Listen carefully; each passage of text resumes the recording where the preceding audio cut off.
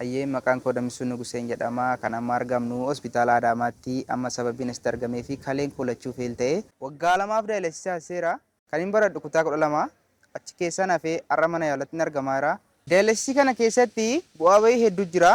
Daayileesii kana gochuun akka lubbuu namaa turuuf malee akka fayyaniif miti. Fayyuuf immoo qarshii guddaa nama gaafata. Gara biyyoota ormaa deemanii yaaluudha.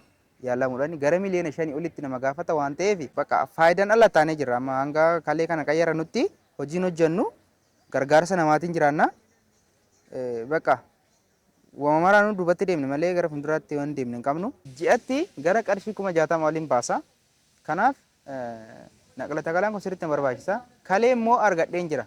Haati too kan na gargaarus ishima ammas kan kalee naa kennu immoo haadha koo qofa. Haati too kalee waan naa kennu hedduuf kalee keenya lachuu wal fakkaatee jira. Ji'atti 60,000 kafalaa immoo naqlata kalaa taasisuun walumattuu nuuf hubachuu baay'ee ulfaata. Loomii 52 nama 50 geexii nama tokkoof ba'aa akka ta'e.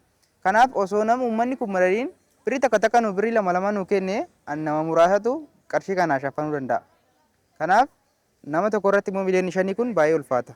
Hammi jiru immoo daayileesiisitti mee jira. Gara miliyoona 3 oliin daayileesii kanatti baase. Daayileesii dhaabanii qarshii walitti qabachuun immoo hin danda'amu. Guyyaa tokko adda bira tarraa nama affana lubbuun taruu dandeessi. Yeroo dhiigni keenya gadi buuf ol ka'u qorichoota fudhannu jira. Ka daayileesii malee kifiyyaan biraan jira. Kanarraan immoo dhiigni keenya yeroo tokko waan daayileesii kana goonuuf baay'ee gadi bu'a.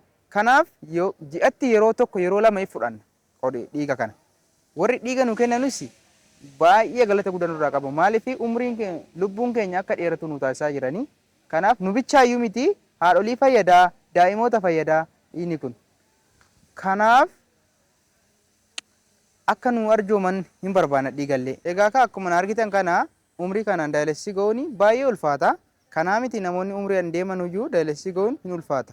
Kanaafuu anis akkuma nama tokkotti yaalamee bakka namni ga'uun barbaada. Hundumtuu osoo na deeggaree natti tola baay'ee dasna jedha ture. Akkaawuntii kanarratti na gargaaruu dandeessu.